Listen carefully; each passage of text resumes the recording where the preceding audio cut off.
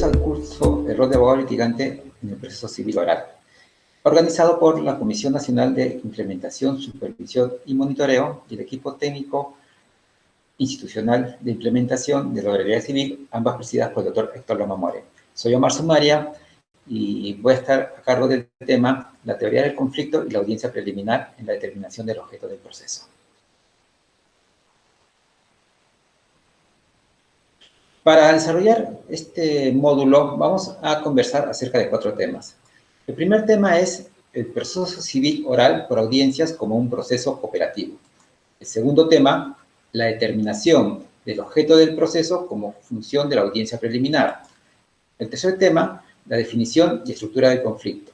Y como último tema, la decisión de litigar o negociar.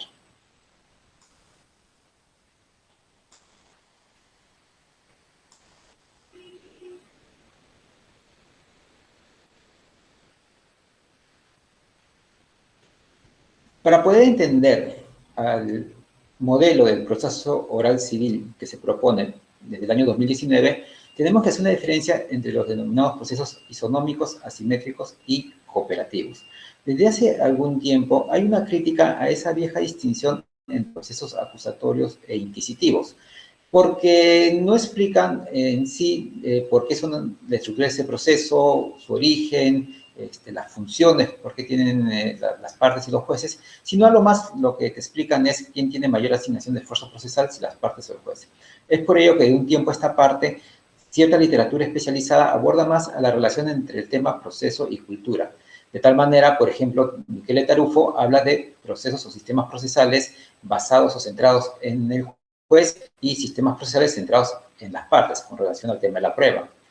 Para Miriam Damasca, en su libro Las caras de la justicia y el poder del Estado, nos menciona 2 tipos de modelos de Estado, los estados activos y los estados reactivos. Y cada tipo de Estado tiene un modelo jerárquico. Por ejemplo, los estados activos tienen un modelo administrativo jerárquico, mientras que los estados reactivos tienen un modelo administrativo paritario.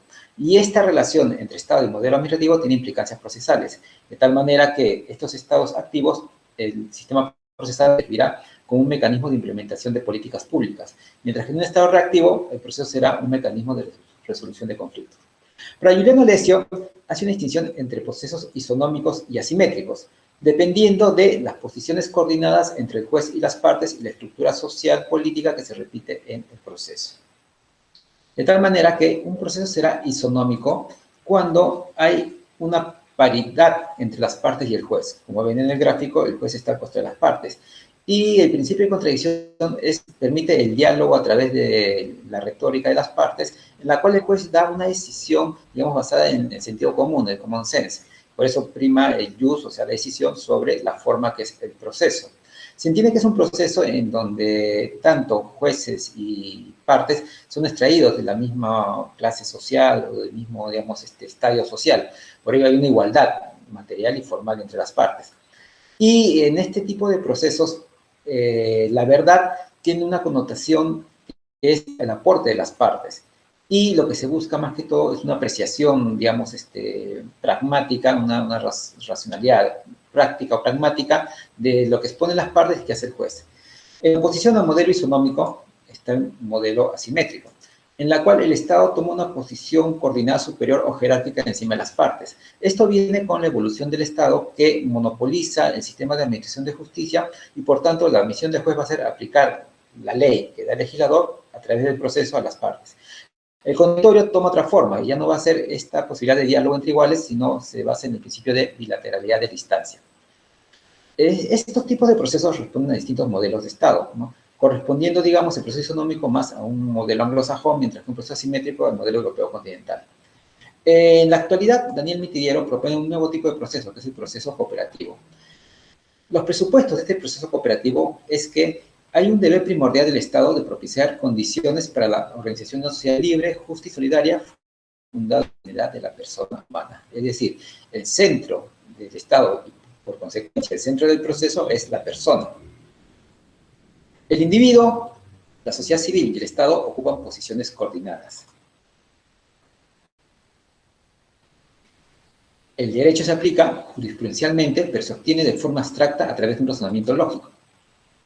El contradictorio asume una nueva forma, siendo instrumento óptimo para la viabilización del diálogo y la cooperación en el proceso.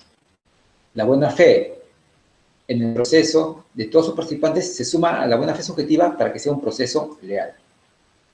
Y finalmente,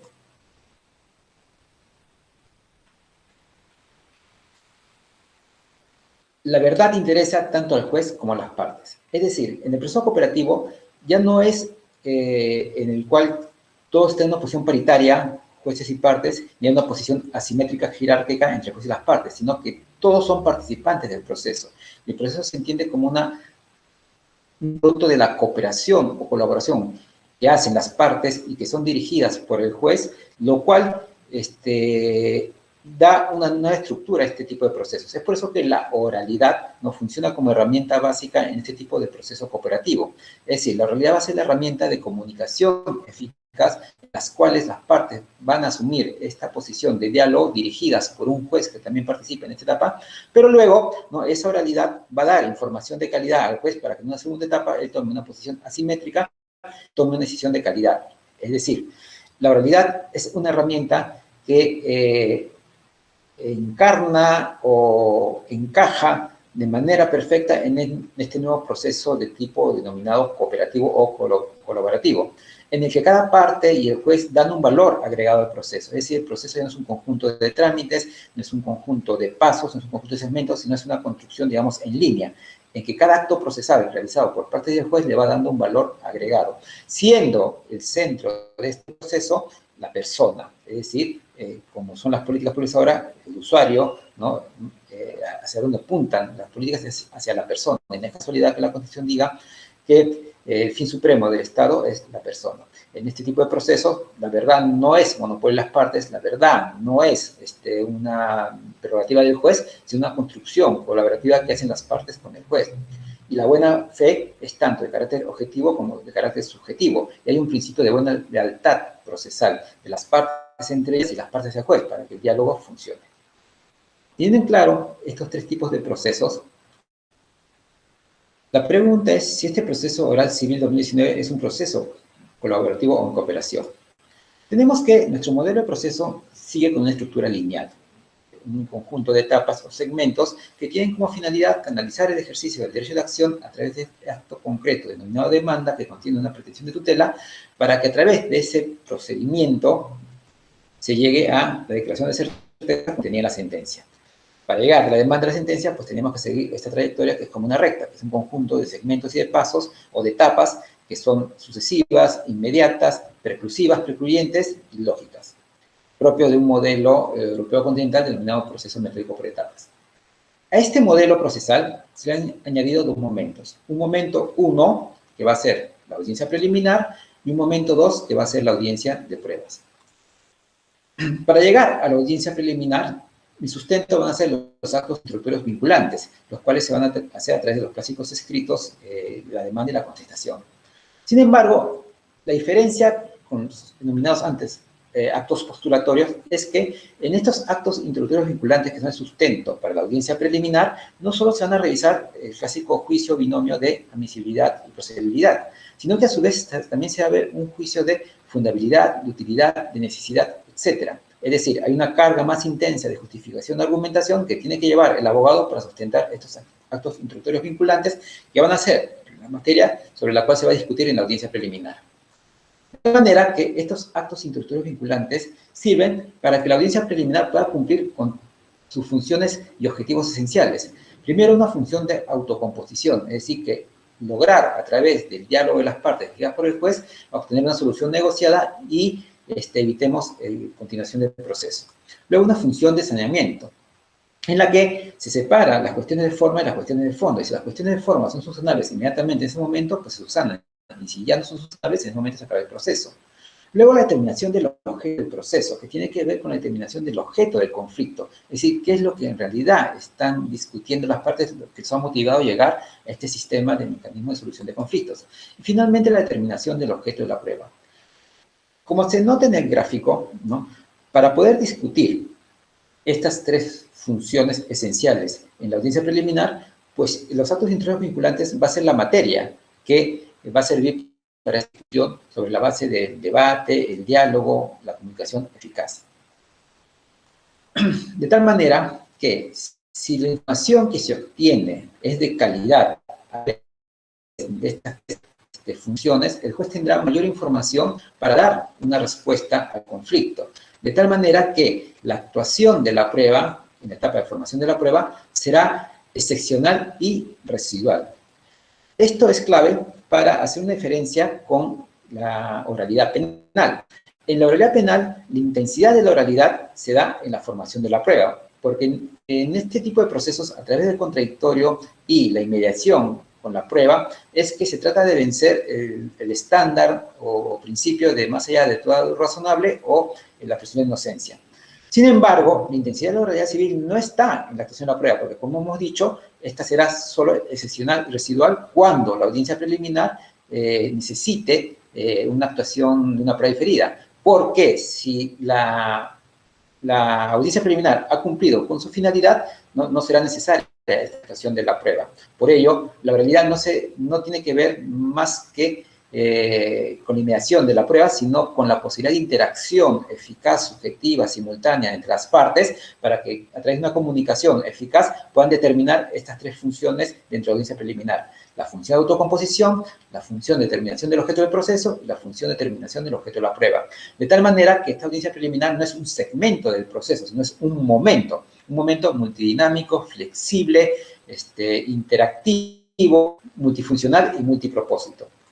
Y estas funciones no se agotan en sí mismas, sino que cada una ayuda o retroalimenta a la otra función.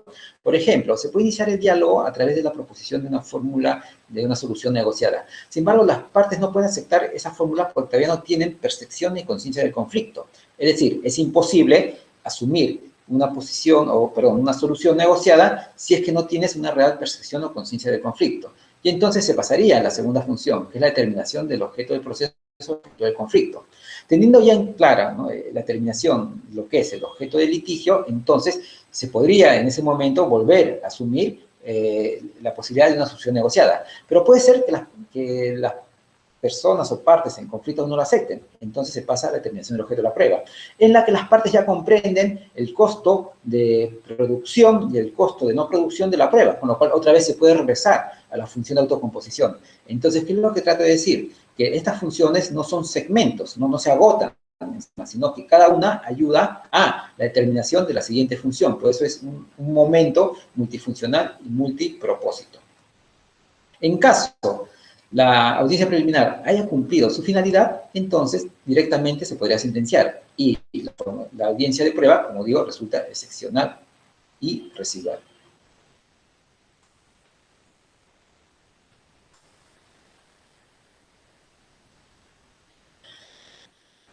Para terminar este primer punto, entonces veremos algunas preguntas, conclusiones. La primera es, ¿cuáles serían los elementos para distinguir los modelos procesales? Y como hemos visto, son varios. No solo es la asignación de esfuerzo procesal, si tienen mayor asignación de esfuerzo procesal las partes o el juez, sino la posición de las partes con relación a la posición del juez, la carga de la producción de la verdad, la carga de la buena fe, la modalidad de emitir las resoluciones judiciales. O sea, son varios elementos, ¿no?, que te hacen distinguir los modelos procesales. Eso tiene que ver, a su vez, con el modelo político y el modelo social que tiene cada sociedad. Millán Damasca, en el libro que les mencioné, tiene como hipótesis: antes de saber qué modelo de proceso quieres, tienes que saber qué modelo de Estado tienes. La segunda pregunta sería, ¿en qué se diferencian los modelos procesales isonómicos y asimétricos? Y vemos que es la posición que tienen las partes con relación al juez. En el proceso isonómico sería un proceso paritario. Por lo tanto, el juez, más que todo, cumple una labor de coordinación en el diálogo de iguales entre iguales. Mientras que en el proceso asimétrico tiene una posición jerárquica, en la cual el juez toma la dirección y tiene muchas facultades y prerrogativas, porque la finalidad es acabar con el proceso lo antes posible, ya que se trata de un mal social. Esto se diferencia del modelo llamado un presupuesto cooperativo, en el cual el juez supuestamente tiene un rol o una doble dimensión. Primero, una posición paritaria en la conducción del diálogo y luego una posición asimétrica en la toma de decisión, lo cual amplía sus deberes y ya no solo es un director del debate, sino que absuelve consultas, anticipa efectos, propone alternativas, etcétera, ¿no? Y las partes también tienen una labor más participativas, más cooperativas dentro del proceso. Es decir, en este modelo de tipo cooperativo, no son los abogados las estrellas del proceso como en el modelo anglosajón, ni es el juez, como el gran recuerdo del juez Manet, ¿no? de Francia, la estrella del proceso, sino que juez, o sea, Estado y parte, sociedad, participan de una manera colaborativa y el proceso resulta una empresa común y la oralidad, ¿no? Es un medio eficaz para que se realice este tipo de procesos. Y con esto vendría la última pregunta. Si el modelo procesal civil, ¿no? oral del 2019 que se propone es un proceso operativo. Y la premisa es que sí, que la estructura de este nuevo modelo procesal que se quiere desarrollar a través de esta reforma por la Comisión Nacional de Implementación, Supervisión y Reforma de la Civil está dentro de la estructura de un modelo denominado cooperativo.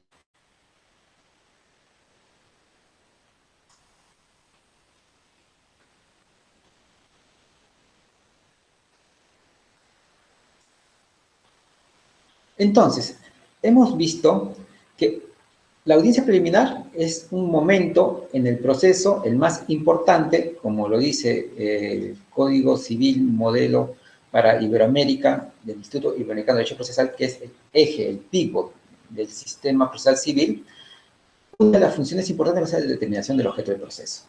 Hemos mencionado que esta audiencia tiene tres funciones: la función autocompositiva, la función de determinación del objeto del proceso y la función de determinación del objeto de la prueba.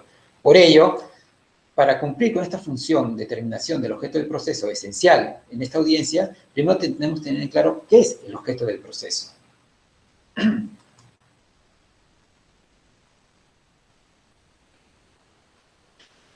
La dogmática jurídica procesal ha elaborado distintos conceptos para explicar al objeto del proceso. Por ejemplo, para Montero Aroca, el objeto del proceso sería la pretensión procesal. Para Andrés de la Oliva, el objeto del proceso sería la pretensión concreta de tutela. Para Dante Barros de Angelis nos complica un poco más el tema y no nos habla de un único objeto del proceso, sino nos habla de varias dimensiones del objeto del proceso. Así tenemos al objeto existencial del proceso, que lo configura con el objeto del litigio. Tenemos al objeto esencial del proceso, que lo configura con, digamos, la pretensión procesal. Tenemos al objeto de conocimiento del proceso, que lo vincula con el objeto de declaración de certeza, y el objeto económico del proceso, que lo vincula con la satisfacción a las necesidades patrimoniales o no patrimoniales que obtiene la parte a través del proceso. Para Daniel Mitillero, ¿no? nos habla del objeto litigioso del proceso, separando los conceptos. Uno, el objeto del proceso, que sería el objeto dogmático jurídico que se desarrolla de manera horizontal en el proceso, y el objeto del litigio, que es lo que le da sentido al objeto del proceso.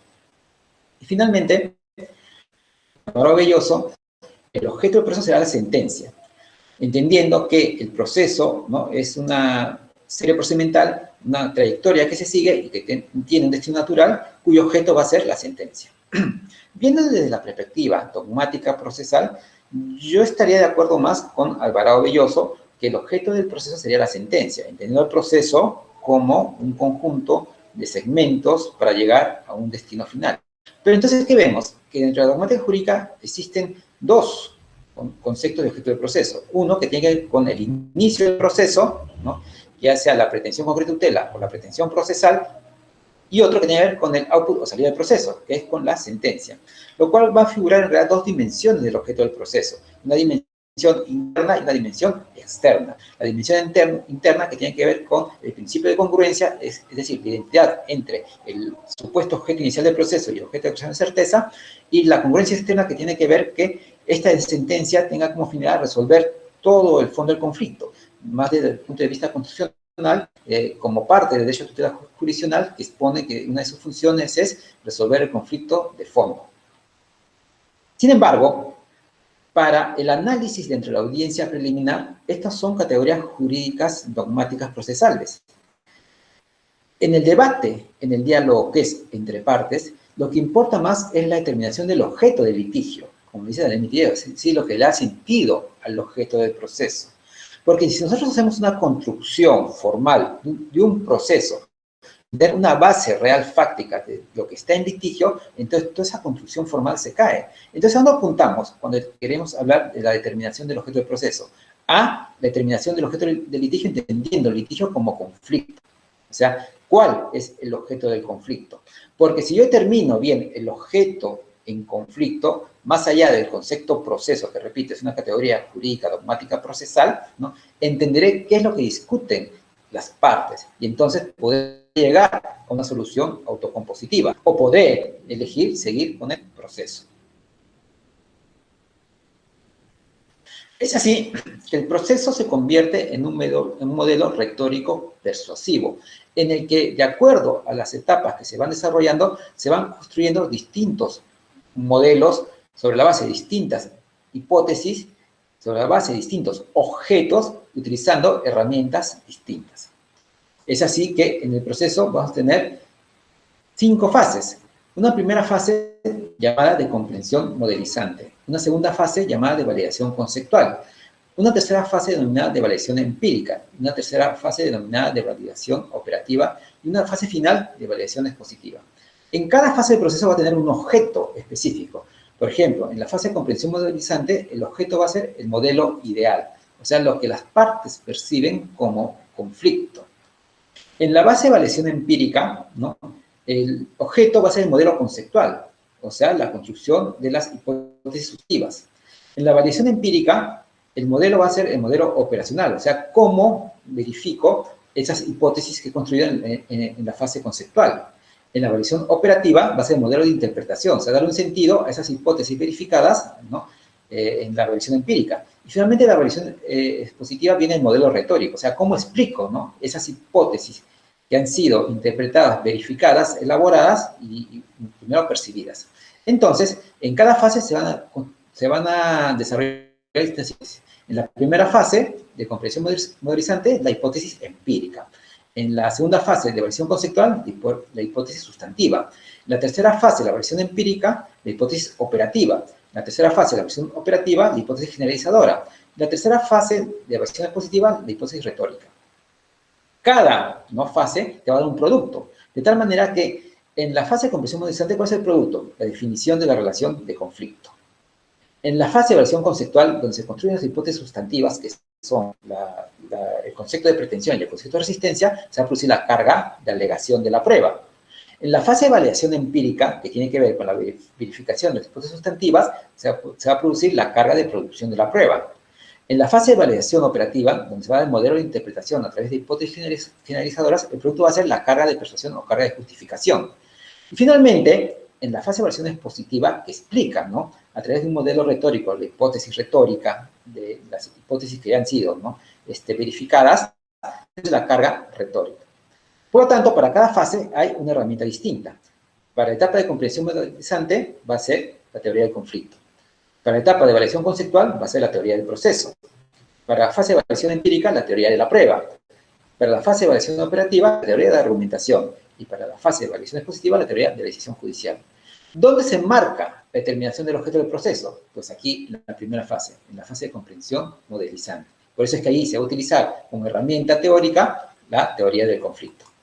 Si quisiéramos hacer un gráfico de texto, sobre la base de esta estructura dialógica retórica, entonces vemos que es una construcción, ¿no?, que se da de manera simultánea, en la cual, conforme se va avanzando, se van definiendo las bases, el objeto, las hipótesis y construyendo el modelo. Es así que, primero que se construye, ¿no?, el modelo ideal en la fase de comprensión modelizante. Luego, el modelo conceptual en la etapa de validación conceptual. Luego, el modelo operativo en la fase de validación empírica. Posteriormente, el modelo interpretativo en la etapa de validación operativa. Y finalmente, el modelo retórico en la etapa de validación retórica. ¿Cuál es el problema? Y el problema es que los procesalistas clásicos o tradicionales explican el proceso a través de la segunda fase, es decir, la etapa de validación conceptual. Es decir, la formulación de las hipótesis sustantivas que se van a desarrollar en el proceso y que luego van a ser verificadas, ¿no?, a través de la prueba, y luego interpretadas a través de la alegación, y finalmente van a transferirse hacia una declaración de certeza que es la sentencia. Por lo que lleva al problema de enfocar al proceso como un fenómeno únicamente jurídico, de carácter procesal. Y eso es una definición, digamos, ya superada. El proceso no puede ser visto solo desde una perspectiva jurídica, ni tampoco desde una perspectiva sociológica, ¿no? Sino que el proceso es un fenómeno total, donde lo social y jurídico se unen. Y es por eso que existe una fase anterior, donde están las creencias, valores, los sujetos de lo que está en conflicto, que es la etapa de la reflexión modelizante, donde se construye el modelo ideal. Y esta etapa generalmente no la observan los procesalistas. ¿Quiénes la explotan con mayor, digamos, capacidad? Los que ven los medios denominados alternativos de solución de conflictos, negociadores, conciliadores, a veces árbitros, etcétera, mediadores, ¿no? Porque ellos ven la relación de conflicto. Pero entonces luego hay un divorcio entre esta realidad fáctica y la construcción formal que se hace. De tal manera que se pueden seguir procesos que no tienen base real fáctica, y entonces esos procesos finalmente no resuelven nada, o se formalizan procesos que en realidad no debían de haberse formalizado. Por eso es que la función de la audiencia preliminar tiene como primera función esta labor de autocomposición y luego la determinación del objeto del proceso. Pero para cumplir con esta función de autocomposición, yo tengo que conocer el objeto del proceso, entendiendo como objeto del proceso al objeto de conflicto. Porque sobre la base de la percepción y conciencia del conflicto es recién que yo podré proponer una solución negociada o podré seguir con el proceso.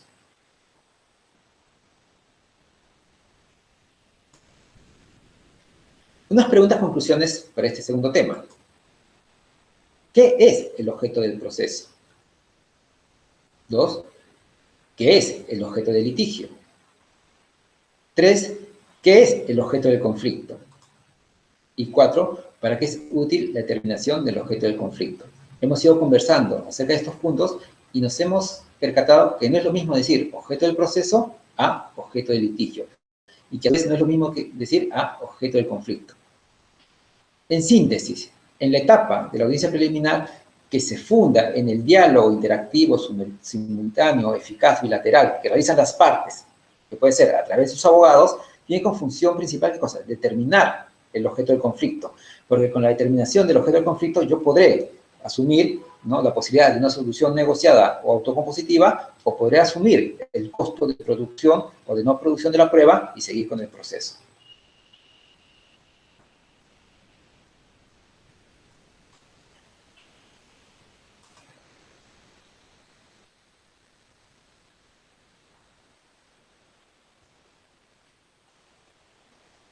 Para poder definir el objeto del proceso, entendiéndolo como una relación de conflicto, primero tenemos que ubicarnos dónde se ubican, ¿no?, los mecanismos de solución de conflictos.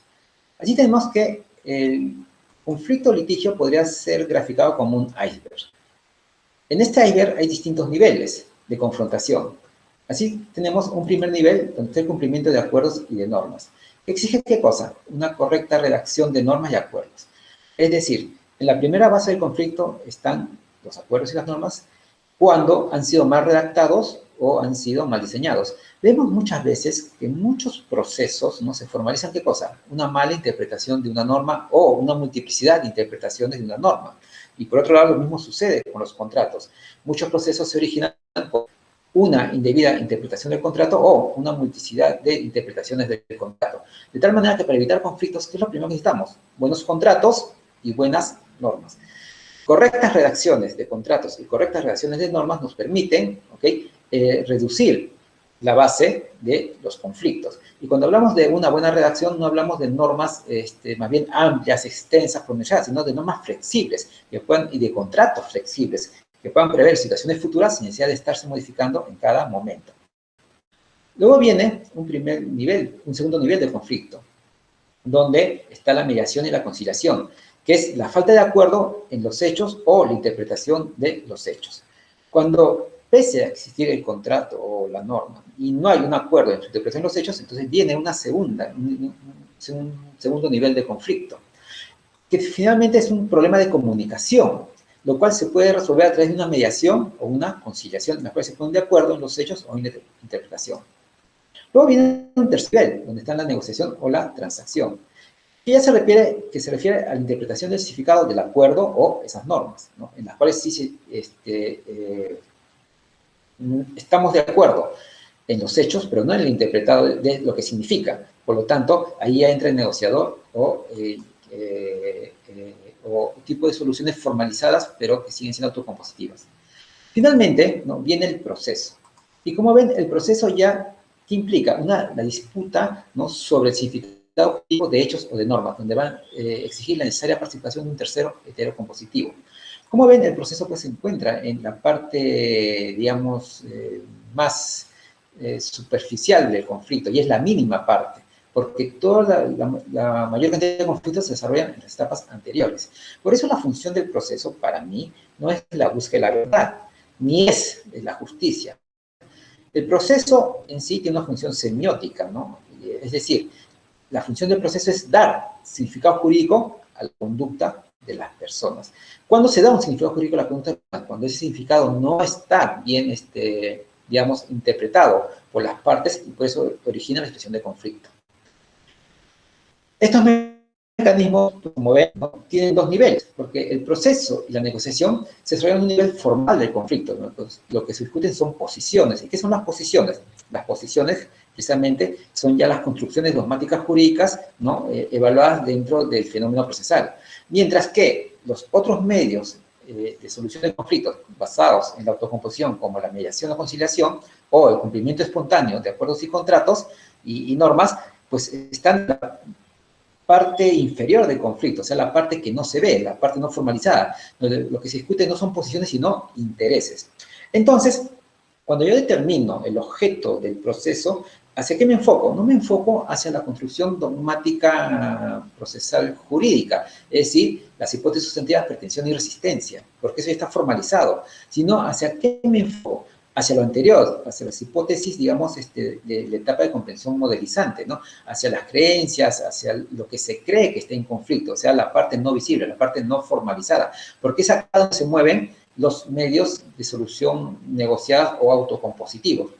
Un error de la conciliación intrajudicial o extrajudicial es configurarlo como una etapa preprocesal. Por eso yo critico mucho el reglamento de conciliación extrajudicial, en la cual dice la conciliación sirve para definir las pretensiones del proceso, porque ahí ya está naturalizado a la conciliación. La conciliación no configura pretensiones, la conciliación ve hechos, ¿okay?, interpretación de acuerdos o de hechos. El concepto pretensión ya es un concepto jurídico dogmático procesal que se ve en el nivel procesal, porque si tú a la conciliación le atribuyes como función la determinación de las pretensiones, ¿en qué lo estás convirtiendo? En una etapa preprocedimental, en una categoría preprocesal, y le estás quitando, ¿no?, esa función de negociadora que lo que hace es ver intereses sobre la base de hechos en controversia o mal interpretados, una falta de acuerdo en interpretaciones. Y entonces le quitas esa función a la conciliación de estos medios de solución de conflictos. Entonces, ¿no?, entendiendo en dónde está ubicado el objeto del conflicto, está en el conflicto no formalizado, o sea, en lo anterior a lo procesal, o sea, en la etapa de comprensión premodelizante. Entonces tenemos que entender ahora qué es el conflicto. ¿Qué podemos entender por el conflicto para poder definir su estructura y ahí poder establecer una estrategia si se puede resolver o se puede disolver? Imaginemos un universo donde hay un único sujeto A. Este sujeto vive libre por el mundo, caminando, alegre de la vida, sin ningún tipo de problemas. En este universo imaginario también existe un único bien. De tal manera que este sujeto se satisface del bien las veces que requiera y las veces que lo considere necesario, generando sobre el bien una relación de interés. La primera conclusión que podemos sacar de este gráfico es que la relación de interés tampoco es un concepto jurídico, sino es un concepto fáctico. La relación de interés nace de la necesidad que tiene un sujeto de satisfacerse de un objeto con contenido patrimonial o no patrimonial. O sea, tiene que haber una relación de satisfacción. Hasta acá no habría ningún problema. El problema se origina cuando en nuestro universo imaginario aparece un sujeto B. Este sujeto B, ¿no?, también quiere satisfacerse de ese único bien que existe en este universo imaginario y por lo tanto va a generar una relación de interés 2. ¿Qué va a suceder? Que la relación de interés 1 va a entrar en tensión con relación al bien. Es decir, la relación de interés 2 perturba a la relación de interés 1. Y entonces, ¿qué va a suceder? Que estas relaciones de interés van a entrar en conflicto. A va a oponer su relación de interés al sujeto B y B va a poner su relación de interés al sujeto A, produciéndose el conflicto. Frente a del conflicto van a surgir distintas preguntas, como por ejemplo, ¿quiénes intervienen en el conflicto? ¿Por qué están en el conflicto? ¿A quiénes afectará el conflicto? ¿Qué está en conflicto? ¿Con quién me debo unir o separar en el conflicto? ¿Y quién ganará el conflicto? Es decir, frente a esta relación que se está dando, van a surgir distintas variables, que son las que me van a indicar qué es lo que tengo que analizar para poder estructurar a esta relación de conflicto. Entonces, viene la primera pregunta. ¿Qué es el conflicto?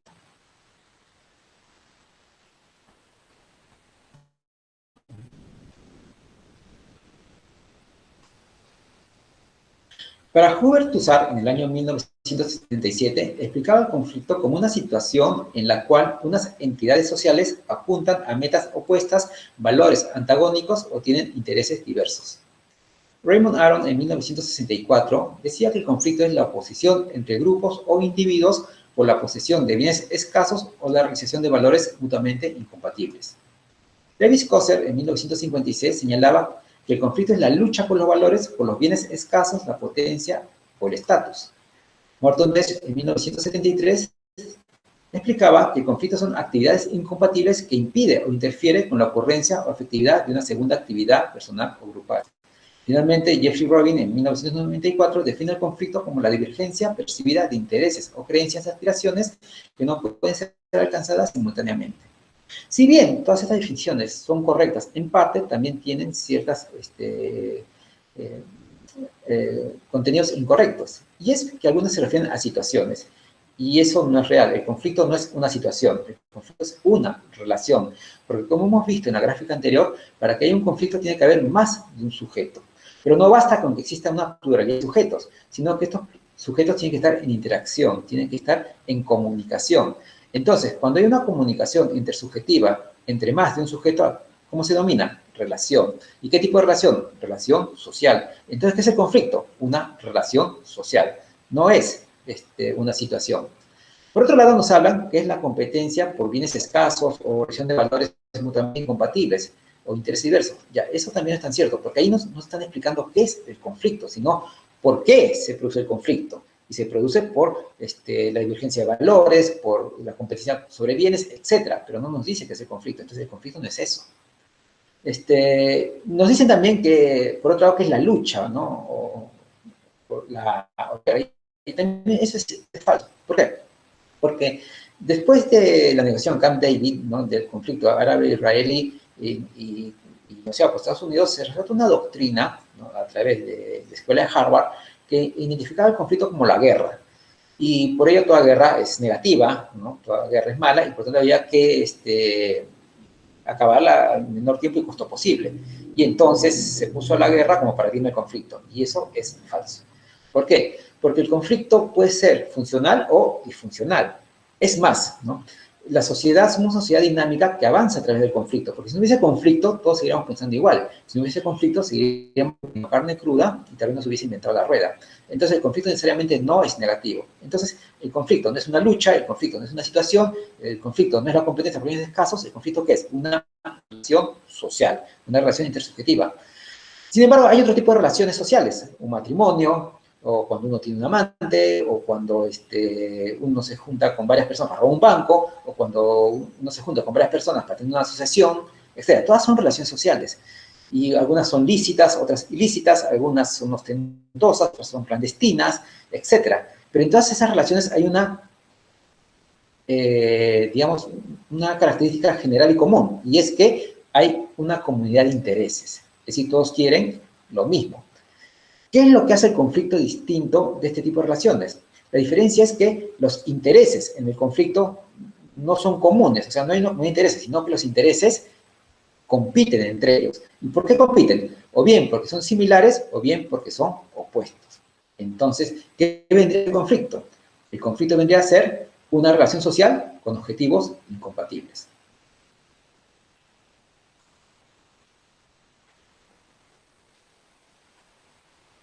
¿Cuáles son las fuentes de conflicto? La primera fuente de conflicto es la hipótesis de escasez legal. ¿Y ello qué implica?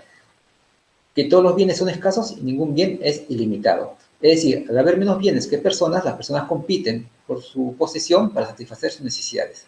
Esta hipótesis, que si bien tiene algo de cierta, no es cierta. ¿Por qué? Porque es una visión muy economicista y occidental del mundo. Hay sociedades en las cuales no hay concepto de derecho de propiedad. Por lo tanto, estas sociedades pues, pueden usar y disfrutar de todos los bienes que tienen a su disposición en compañía con otros sujetos y no hay conflicto.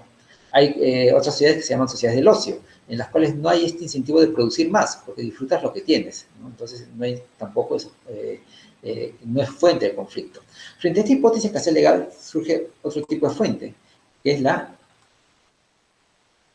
conducta racionalmente egoísta o hipótesis REM, en la cual dice que todos los seres humanos, cuando determinamos un curso de acción, siempre lo tratamos de hacer para conseguir una ventaja. Es decir, siempre maximizamos utilidades y reducimos costos. Esto en parte también es cierto, ¿no? En cada acción que tomamos tratamos de maximizar utilidades y así conseguir beneficios y que nos haga daño. No tenemos una tendencia a repetir aquello que nos causa placer y evitar aquello que nos causa dolor. Salvo algunas personas, ¿no?, que no son racionales, como los pródigos o los masoquistas, etcétera, que les gusta o sienten satisfacción con el daño o la pérdida del patrimonio, pero que no están dentro del nivel de racionalidad, pues esta hipótesis sería valedera. Y esto pasa en cualquier tipo de relación social, económica, amorosa, etc. Siempre tratamos de obtener una ventaja y reducir costos. Y eso va a ser fuente de conflicto cuando la acción no representa los costos que nosotros estamos esperando. O, por el contrario, la acción implica daños que nos van a ocasionar. Y entonces eso va a ser fuente de conflictos.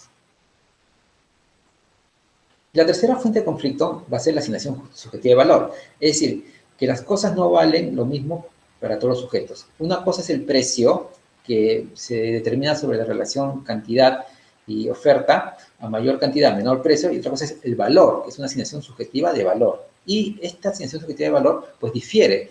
La escala de valores en las personas es un nivel infinito. Por ejemplo, la moda, ¿qué cosa es? Es el promedio en los valores subjetivos con relación a lo que pone la gente en determinado momento, escucha en determinado momento, pone en determinado momento. Pero inclusive en eso no hay unidad de valores, ¿no? Cuando se hace una canción de moda, ven el promedio, pero difieren de acuerdo a las personas, las propiedades, etc. Un lapicero que puede tener de precio, digamos, 5 soles, puede tener el valor distinto, porque puede ser un lapicero una suerte fetiche, que le causa satisfacción a la persona de poseerlo, etc. Entonces, este tema de los valores, ¿no?, y su asignación subjetiva, que tiene distinta connotación para las personas, es otra de las fuentes de conflicto.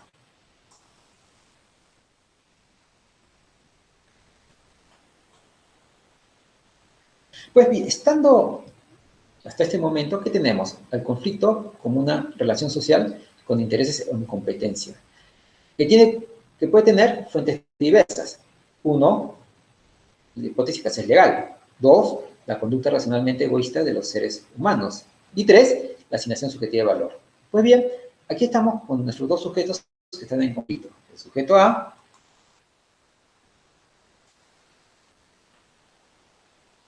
y el sujeto B. Como ven, ellos tienen, ¿no?, intereses, digamos, divergentes. Por lo cual, entre ellos, pues, se ha estructurado una relación de conflicto. Ahora, para analizar esta relación de conflicto, tenemos que ver varios elementos. El primer elemento es los actores. ¿Quiénes son los actores? Aquellos que tienen el poder de toma de decisión de prolongar o finalizar el conflicto.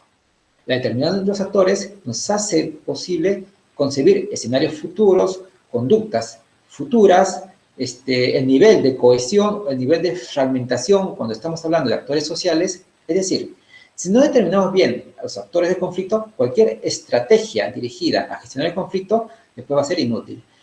Muchos de los conflictos sociales de mayor relevancia, en el caso peruano, tipo Bagua, Tía María, Conga, fue producto de una mala definición de los actores, porque involucraron a terceros y finalmente los convirtieron en actores, con lo cual los conflictos se desplazaron. O sea, no fueron conflictos reales, sino conflictos desplazados. El segundo elemento es la conciencia del conflicto. La conciencia del conflicto tiene dos niveles, un nivel interno y un nivel externo. El nivel externo probablemente se llama percepción del conflicto y el nivel interno, conciencia del conflicto. El óptimo sería que ambos sujetos tengan conciencia y percepción del conflicto. El nivel menos óptimo es que ni A ni B tengan ni percepción ni conciencia del conflicto. Y un nivel medio es que solo A o solo B tengan solo percepción o solo conciencia del conflicto. El gestor del conflicto, ¿qué es lo que tiene que hacer? Tratar de que ambos sujetos en los cuales se promueve una gestión del conflicto, pues tengan conciencia y percepción del conflicto. Por ejemplo, en los casos de violencia doméstica, muchas veces la mujer a quien el hombre le grita o le ofende porque no sirve la comida a tiempo o está fría, ella piensa o interpreta que está bien, porque es una conducta, ¿no?, de, digamos, de disciplina, y a veces interpreta que es de cariño. Entonces, ¿qué sucede? Que ahí el gestor del conflicto no va a poder, ¿no? Pese a que hay un conflicto real, no va a poder gestionarlo. ¿Por qué? Porque la víctima en este caso no lo percibe como agresión. Y no percibirlo como agresión, pues falta lo que se llama percepción, es decir, no tiene conciencia del conflicto. Por lo tanto, ¿qué tiene que hacer el gestor? El gestor lo que tiene que hacer para poder entablar una posible estrategia de solución o negociación, pues primero hacer que los sujetos, los actores, tengan percepción y conciencia del conflicto, o sea, conciencia interna y percepción externa del conflicto. El tercer elemento son los objetivos, o sea, lo que está en conflicto, y puede ser de tres tipos. Tenemos el objeto concreto, luego el objeto simbólico y el objeto trascendente. ¿Qué es el objeto concreto? Cuando el objeto en conflicto puede ser tangible, medible, cuantificable, intercambiable, fungible, o se le puede asignar un precio específico. Estos son los conflictos, digamos, menos complicados de negociar. ¿Por qué? Porque dar cambio a algo de otra cosa puede compensarlo. El problema se va identificando cuando ese objeto concreto se le añade un valor. Entonces va a ver en un objeto simbólico. Y entonces ahí ya no se está discutiendo el objeto concreto, sino el objeto como símbolo. Por ejemplo, eso pasa mucho en los procesos de familia, en los cuales la tendencia del menor no ve tanto el tema concreto de con quién está bien el menor, sino a veces ve un castigo, ya sea del padre hacia la madre, de quitarle al niño. Entonces el niño se vuelve un trofeo, un símbolo. Y entonces el conflicto ya no es sobre el objeto concreto, material, que es el bienestar del niño, sino el símbolo, que significa el castigar al cónyuge ofensor, quitándole, ¿no?, la presencia del menor. Entonces eso se llama cuando el niño se vuelve trofeo. ¿Por qué? Porque el objeto se convirtió en símbolo, el objeto es simbólico. Pero el grado más intenso o más complicado de gestionar es cuando el objeto es el valor mismo. Cuando ya no se discute el objeto mismo ni el objeto como símbolo, sino cuando se discute el valor. Y, por ejemplo, en los casos de familia, ¿no?, en el tema de divorcio, y un divorcio, digamos, por causal de conducta deshonrosa o adulterio, en lo que no se está discutiendo, pues, la finalización, la extinción del vínculo matrimonial, sino lo que se trata es de castigar a la persona por el hecho de la infidelidad, la traición. Entonces, el objeto del conflicto es ese, el valor traición, lo que significa para cada persona. ¿Qué es lo que tiene que hacer el objeto del conflicto? Ante una relación de conflicto, quitarle valor, restarle valor, de tal manera que se vuelva más concreto. Entre más concreto sea el objeto, menos complicado es de negociar. El cuarto elemento es el poder. Y cuando hablamos de poder, hablamos de los recursos de poder, es decir, los mecanismos o medios que tiene cada uno de los actores para poder orientar la conducta del otro sujeto a lo que él quiere. Pueden ser distintos los recursos de poder. La fuerza, el dinero, las armas, el derecho es un recurso de poder. ¿Para qué sirven los recursos de poder? Uno, para ver el cálculo, la relatividad y el costo. ¿Qué significa el cálculo, ¿no? El cálculo es la intensidad con la cual voy a utilizar estos recursos de poder, porque como todo recurso es escaso, por lo tanto no puedo utilizar de todos de manera simultánea ni de manera ilimitada. Tengo que utilizar solo los necesarios, ¿no?, y en la cantidad necesaria para que no se agoten. Y luego viene el concepto de la relatividad, es decir, al uso del recurso de poder, ¿no?, el grado de cambio de conducta que puede originarse con la persona. Finalmente, para ver el costo del poder, y es decir, la relación costo-beneficio de utilizar ese recurso de poder con relación a la modificación de la conducta de la persona. Es decir, ¿qué entendemos por poder? La capacidad que tiene una persona de modificar la conducta de otra persona, y eso se hace a través de recursos de poder. Por ejemplo, en una discusión familiar, digamos que uno de los recursos más intensos es la violencia. Si en la discusión familiar yo utilizo la violencia de frente como recurso intenso, ¿qué va a pasar? Que es un recurso tan intenso que se agota en sí mismo. No puedo utilizarla constantemente, ¿no? ¿Y qué puede suceder? Que la conducta de la víctima no haya cambiado. Por lo tanto, yo ya no puedo volver a utilizar violencia porque no va a modificar y ya utilicé mi recurso más intenso. Por lo tanto, fue una mala estrategia en cuanto a los recursos de poder para utilizar en una estrategia de solución del conflicto. Es decir, ¿no?, el poder como recurso, ¿para qué sirve? Para analizar el cálculo, la relatividad y el costo de los recursos de poder. Luego viene el tema de los terceros. Dije, como vamos a ver más adelante, el conflicto no solo atañe a los sujetos que están en la relación de conflicto, sino que van a aparecer una serie de individuos que se van a ser atraídos hacia el conflicto, ya sea hacia uno de los actores o ya sea hacia el centro del conflicto. Estos terceros, pues, qué van a generar? Van a generar las llamadas triadas o alianzas. ¿Por qué? Porque cada tercero en sí mismo, como sujeto individual, va a tener recursos de poder. Y entonces, cada actor, de acuerdo a las circunstancias y necesidades, en la medida que va a querer modificar la conducta de otra persona, se va a unir a estos nuevos terceros para originar alianzas y de esa manera sumar recursos de poder. Como hemos dicho, los recursos de poder son escasos y limitados. Entonces, ¿dónde puedes traer más recursos? Solo de los terceros. Entonces, con estos terceros formo alianzas con las cuales, pues, alguno de los sujetos va a poder, ¿no?, imponer o modificar la conducta del otro sujeto. A este primer conjunto de elementos que están en la base del conflicto, en la base, digamos, de origen del conflicto, le vamos a denominar la dimensión estática del conflicto. Es decir, es como tomar una fotografía, ¿no?, en la cual establecemos cuáles son los elementos de esta relación intersubjetiva denominada conflicto.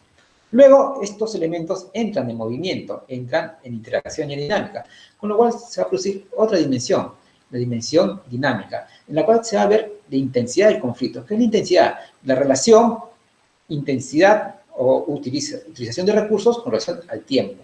Un recurso será más intenso en la medida que, si tiene menos tiempo, y mayor recurso de intensidad. Un recurso será menos intenso en la medida que implique menos recursos o recursos menos intensos y se prolongue el tiempo. Por ejemplo, ¿no?, una conversación en la cual debatimos sobre puntos no convergentes es un conflicto, pero será un recurso con una intensidad, digamos, baja, porque se puede prolongar y la única herramienta que estoy utilizando es el poder de argumentación. Una guerra, donde yo utilizo armas, digamos, de destrucción masiva, ¿qué es lo que quieren? Que el conflicto dure el menos tiempo posible, por lo cual la intensidad va a ser más alta. ¿Esta intensidad qué va a determinar? Va a determinar las dinámicas de interacción, que van a ser la escalada o desescalada del conflicto. ¿Qué es la escalada? Cuando el conflicto asciende, es decir, se va intensificando en la utilización de recursos de poder. ¿Qué es la desescalada? Cuando el conflicto desciende, cuando los recursos de poder son menos intensos. Esa posición de escalada o desescalada nos va a dar las dimensiones del conflicto, que van a ser subjetivas o objetivas, o sea, van a determinar si el conflicto es con relación al objeto o con relación al sujeto. Cuando las variables conductuales son de manera subjetiva, es más complejo gestionar el conflicto, porque ya es contra la persona, y no lo veo como un adversario, sino como un enemigo. Mientras que cuando las variables conductuales son objetivas con relación al objeto del conflicto, entonces es menos complejo gestionar el conflicto. ¿Por qué? Porque determinando el objeto le puedo restar valor y entrar en una solución negociada. Entonces, determinando esta estructura, pues yo voy a poder predecir la etapa terminal. Si hay una posibilidad de una solución negociada o, sinceramente, necesita la adjudicación por un tercero a través de un mecanismo heterocompositivo. A este segundo nivel de interacción le vamos a denominar la dimensión dinámica del conflicto. Pues bien, concluyendo este tercer tema, podemos resumirlo en las siguientes preguntas. 1. ¿Qué es el conflicto? Ya lo hemos mencionado. Una relación social con intereses en competencia. 2. ¿Cómo se determina el objeto del conflicto? A través del análisis de su dimensión estática y su dimensión dinámica. 3. ¿Qué elementos constituyen la dimensión estática del conflicto? Lo hemos mencionado. Los actores, la conciencia, los recursos de poder, el objeto, los terceros, las triadas. Y 4. ¿Qué elementos constituyen la dimensión dinámica del conflicto? La intensidad, la interacción, las variables conductuales y finalmente la etapa terminal. Todo eso nos lleva a analizar, nos lleva a determinar qué es el objeto del conflicto, que va a ser la base del objeto del proceso, para poder ver si se puede proponer o construir de manera colaborativa una solución negociada o es necesario ir a un tercero imparcial a través de un mecanismo formal para una solución heterocompositiva.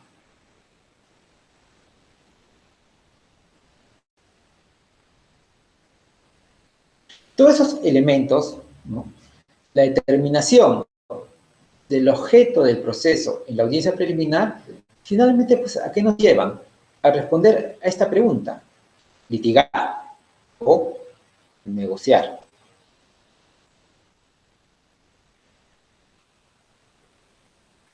Hemos visto que nuestro sistema conflictual se compone de un núcleo, que va a ser el objeto del conflicto. Este núcleo va a traer a sujetos que van a ser los actores del conflicto. Y entre ellos se va a generar el sistema conflictual. Este sistema conflictual va a traer a distintos terceros que van a gravitar alrededor de este sistema conflictual. Estos terceros, pues muchas veces se van a sentir atraídos hacia uno de los actores, o hacia otro de los actores, o hacia el núcleo del conflicto, lo que se va a llamar el magnetismo conflictual. Este sistema, ¿no?, del magnetismo conflictual, ¿qué nos hace ver? Pues que hay terceros que se pueden atraer al núcleo, que pueden ser terceros disuasores o terceros persuasores, dependiendo, ¿no?, de la capacidad que tiene de resolver el conflicto. Y nos da la posibilidad de que sea un tercero impuesto o un tercero, digamos, voluntariamente aceptado. Puede haber terceros, más bien, que se unen en un nivel de mantener la relación de conflicto. Por ejemplo, ¿no?, en el caso de los pisqueros peruanos, a pesar de que se diga que el pisco peruano es mejor que el pisco chileno, lo cierto es que en el extranjero se encuentra más pisco chileno, y por eso ellos tienen mayor difusión. ¿A qué se debe esto? Que hubo mucho tiempo en el cual los pisqueros peruanos nunca se unieron para lograr la cuota de exportación a nivel internacional. Los pisqueros chilenos sí. ¿Por qué? Porque los pisqueros siempre discutían que cada uno era mejor calidad del otro, y entonces nadie quería aportar en partes iguales, sino que cada uno quería tener hegemonía en el tema de la exportación. Por lo cual, no salieron al mercado internacional, pero se salió el pisco chileno. Entonces, ¿el conflicto entre qué era? No era entre los pisqueros chilenos y los pisqueros peruanos, era entre los mismos pisqueros peruanos, ¿no? Y el objeto del conflicto era la calidad del pisco, pero entre los peruanos.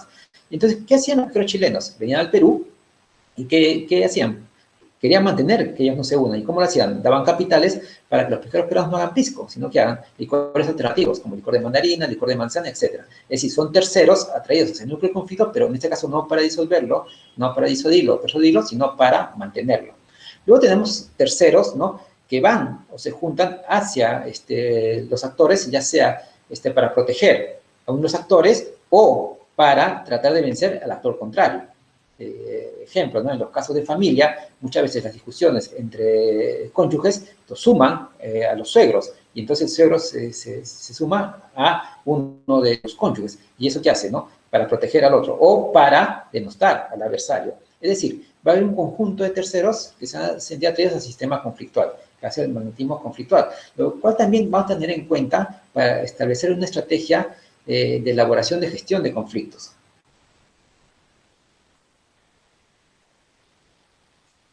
Entonces, teniendo en claro la estructura del conflicto y teniendo en claro el sistema conflictual que se genera, entonces, ¿cuándo se podrá gestionar un conflicto? Solo se podrá gestionar cuando haya un conflicto verídico. ¿Y qué es un conflicto verídico? Cuando existe objetivamente y es percibido con precisión. ¿Cuándo no se va a poder gestionar una relación de conflicto? Cuando se dan ciertas situaciones que parecen conflictos, pero que en realidad no lo son. ¿Cuáles son esas situaciones? El conflicto contingente, por ejemplo, que se basa en una determinada estructuración de los elementos o circunstancias, pero una organización lo eliminaría, pero las partes lo desconocen. Conflicto desplazado, cuando el objeto del conflicto sobre el que se discute no es el real. El conflicto mal atribuido, que es un error en identificación del contendiente, debido a que se hierra en el objeto del conflicto. El conflicto latente, que no ocurre porque está reprimido, está desplazado, mal atribuido, pero no es percibido. El conflicto falso, que no tiene base objetiva.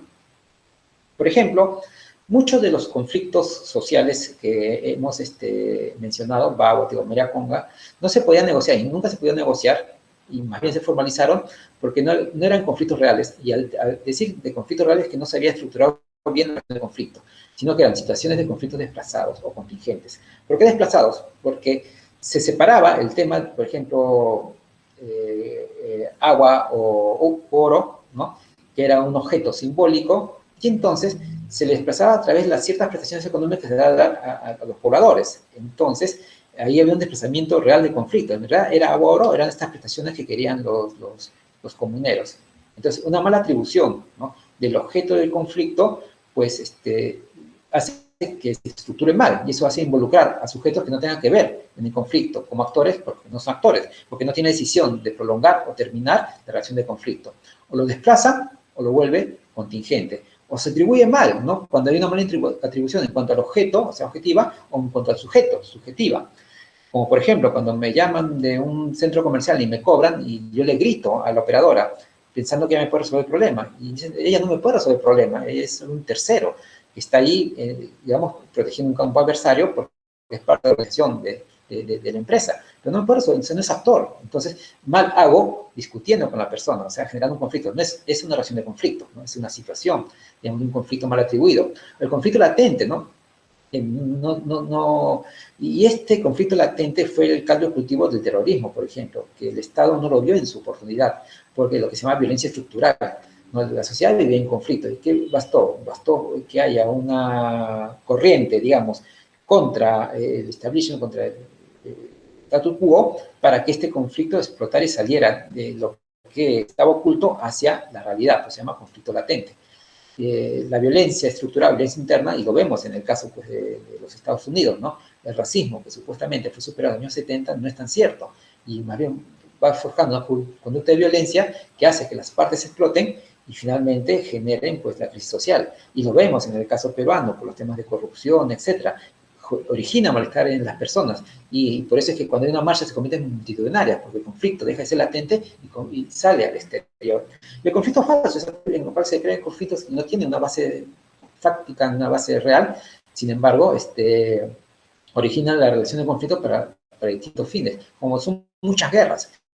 Muchas guerras crean conflictos sobre, digamos, reivindicaciones históricas, culturales, la muerte de un príncipe, la toma de un territorio, la construcción de un túnel o un pasadizo para proteger a tus vecinos, sin embargo, tiene distintos fines totalmente, económicos, políticos, etc. Entonces es un conflicto falso y por eso esos conflictos no se pueden negociar. Entonces, ¿cuándo podré negociar conflictos? Cuando suele estar este conflicto verídico. Entonces, ¿cuál es la función del abogado en la audiencia preliminar con relación al objeto del proceso? Determinar si estamos frente a una relación de conflicto real, identificando pues tanto su dimensión estática como su dimensión dinámica. Y entonces, teniendo en claro, bien determinada la relación de conflicto, pues viene la decisión de llegar. El problema surge porque el modelo procesal que tenemos genera incentivos para ir al proceso, porque el intercambio de información se produce con el proceso. Es decir, yo entero, ¿no? Bueno, ahora con la acción extrajudicial me entero antes, en la conciliación, pero antes te enterabas con la demanda, con lo cual la otra parte tiene muy poco tiempo para demandar. Y cuando el juez da su respuesta, pues recién ya se tiene toda la información completa. Con lo que en segunda instancia es ya que se tiene todo el mapa procesal para poder debatir, y por eso es que en muchos casos llegan a Suprema.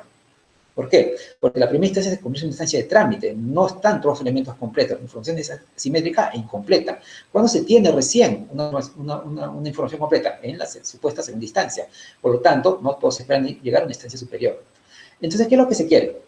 Lo que se quiere es que la primera instancia no sea una instancia de trámite, sino que justamente funcione esta primera instancia como un intercambio de información simétrica y completa. Por eso es que en la audiencia preliminar se da toda esa información y sobre la base de toda esa información, ¿no?, de calidad a través de un proceso de comunicación eficaz, entonces yo estaré en la posibilidad de determinar el objeto del proceso y de esa manera, ¿no?, evaluar si voy a una solución negociada o si continúo con el proceso. Entonces, los incentivos, ¿para qué son? Para no ir al proceso en lugar de continuar con el proceso. Entonces, es un cambio de esquema.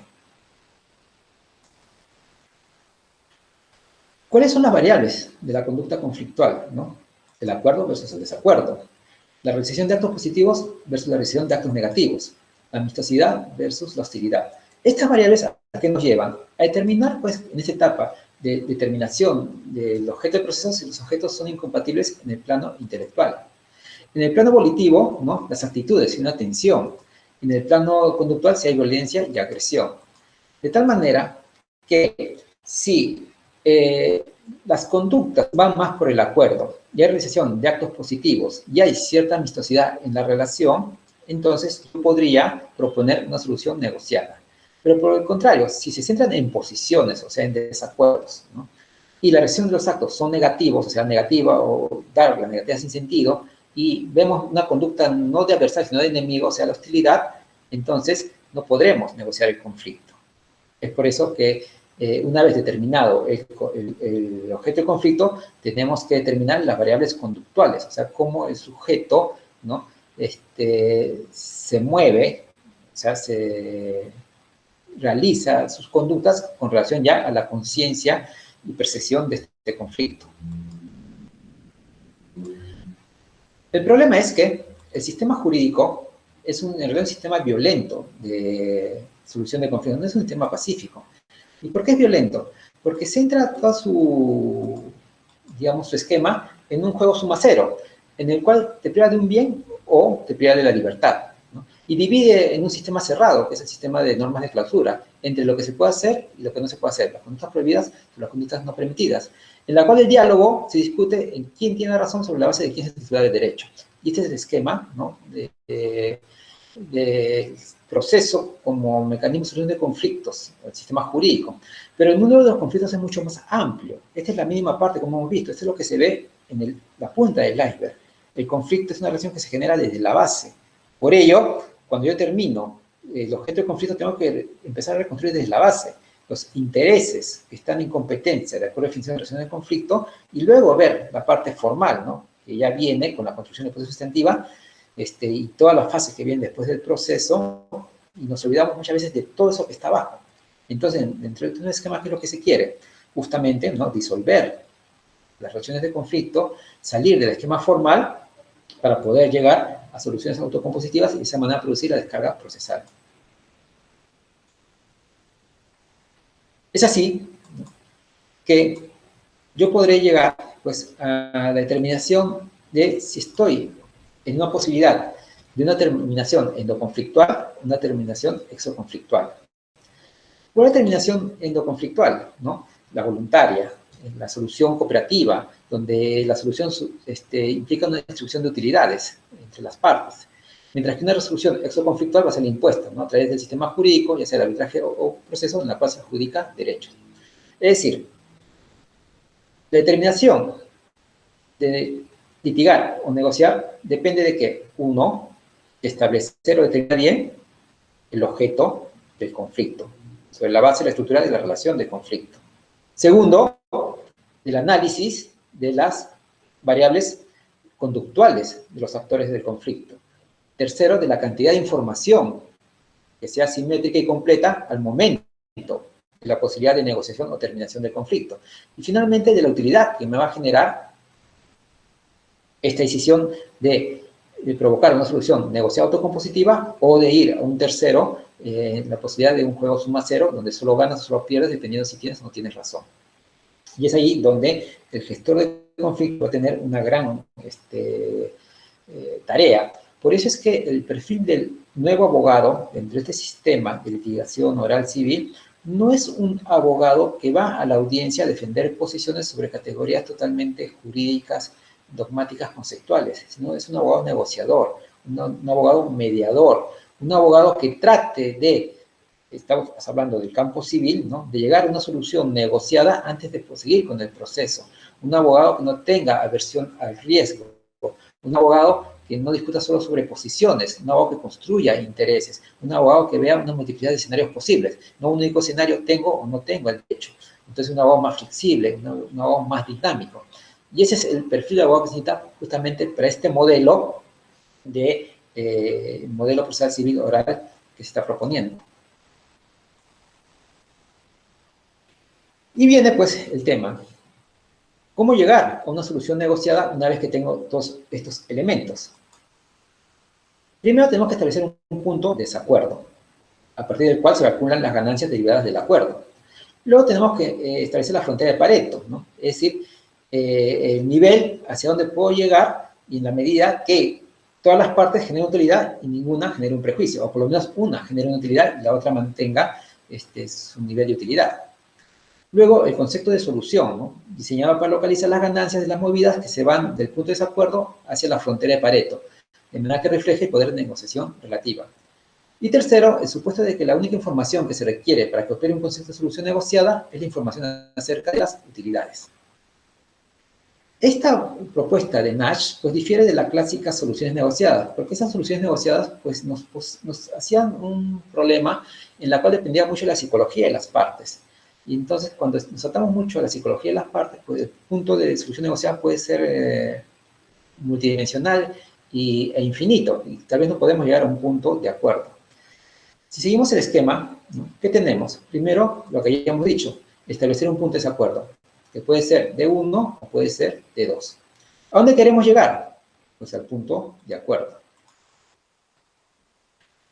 ¿Cómo llego al punto de acuerdo? Que es el punto A. Para eso tengo que hacer una movida de D1 a A o de 2 a A.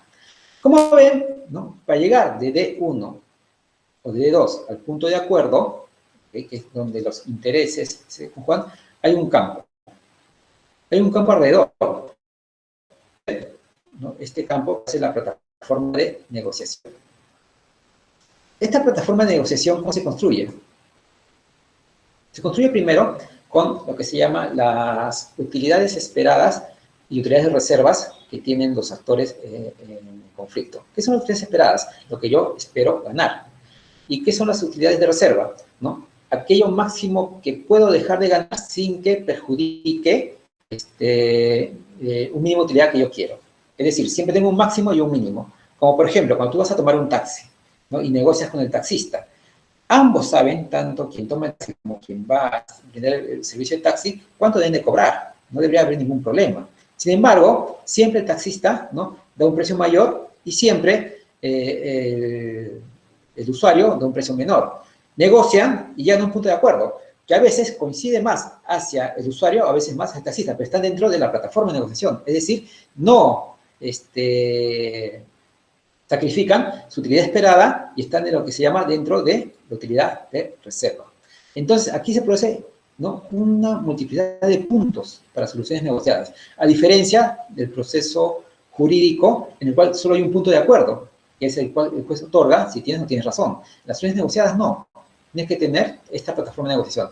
Ahora, en las soluciones negociadas, ¿no? Para llegar pues, a estas soluciones negociadas, ¿qué tiene que haber? No tiene que haber soluciones alternativas. Es decir, si va a haber otra solución que me dé más o igual de lo que estoy esperando dentro del proceso, entonces me da igual continuar o no continuar con el proceso, ¿no? Entonces tengo que tratar de centrar todo en esta plataforma de negociación y que esta solución pues genere utilidades para ambos. Es decir, se llama solución negociada porque genera utilidades para ambos sujetos. Por eso también se llaman soluciones cooperativas, ¿no? Y no solo es un juego suma cero.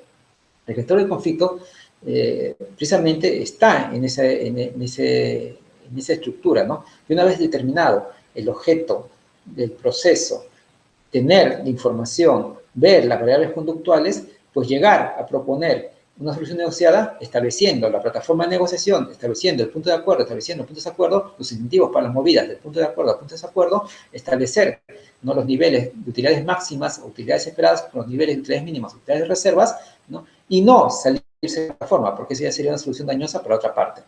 Entonces, para esto el negociador no tiene que ser imparcial, ¿no?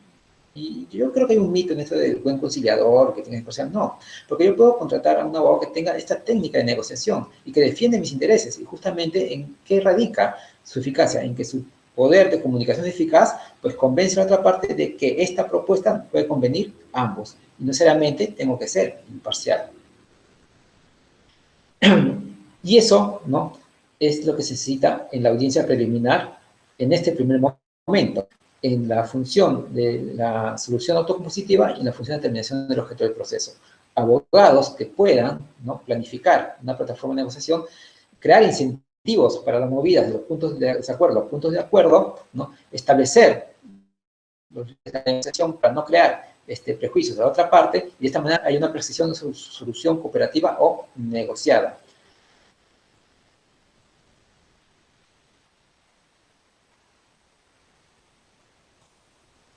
Concluyendo este último tema, las preguntas son, ¿qué es una solución negociada?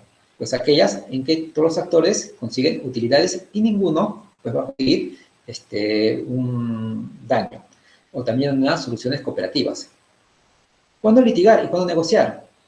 Pues se crean los incentivos para que en el momento de la audiencia preliminar haya un intercambio de información a través de una comunicación eficaz y esta información sea completa y simétrica.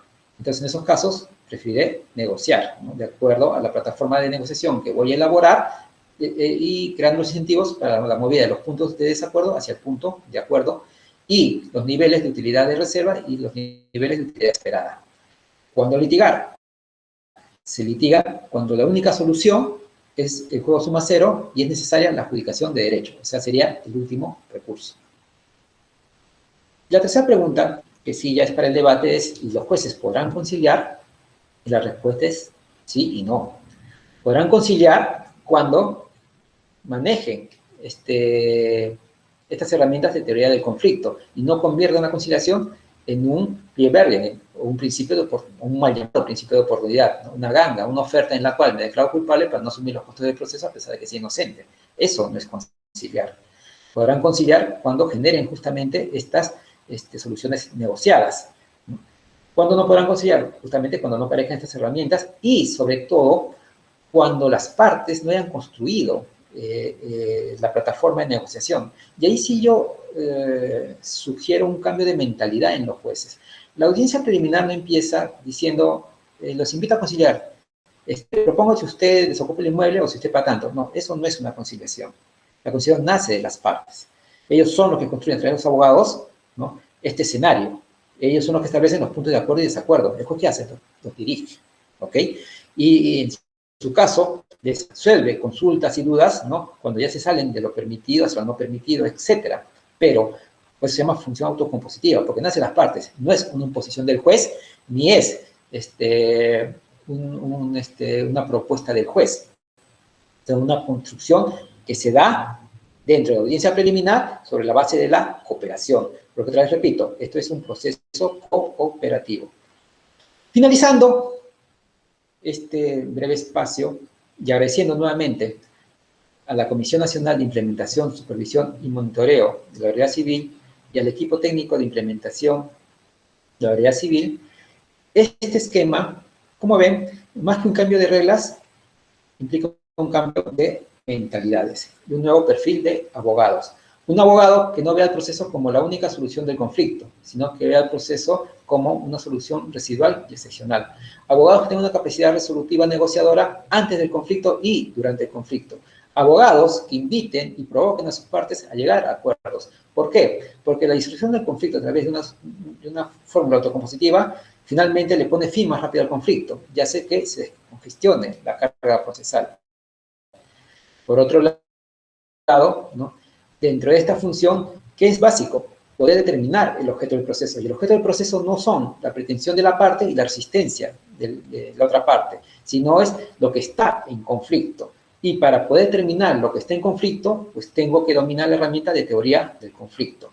El tiempo ha sido corto, podríamos haberlo desarrollado con mayor amplitud, pero por lo menos sentar las bases de que tenemos que utilizar esa herramienta en esta etapa, en la etapa de comprensión premodalizante, que precisamente es la que no se explota en el derecho procesal, ¿no? Entonces, un abogado con un conocimiento más amplio, que no solo conozca derecho procesal del código, sino que conozca de un campo amplio de lo que son la negociación y gestión de los conflictos. Y ahí también tengo que decir algo, los conflictos se gestionan, porque son relaciones sociales, ni se disuelven, ni se resuelven, sino se gestionan. ¿Y qué es lo que queremos? Gestores de conflictos, que para mí es el nuevo perfil del abogado procesalista.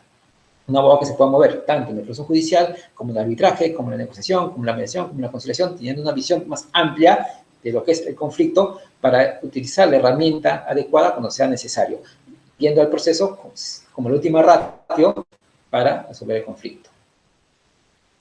No me queda más que agregar y decirles muchas gracias.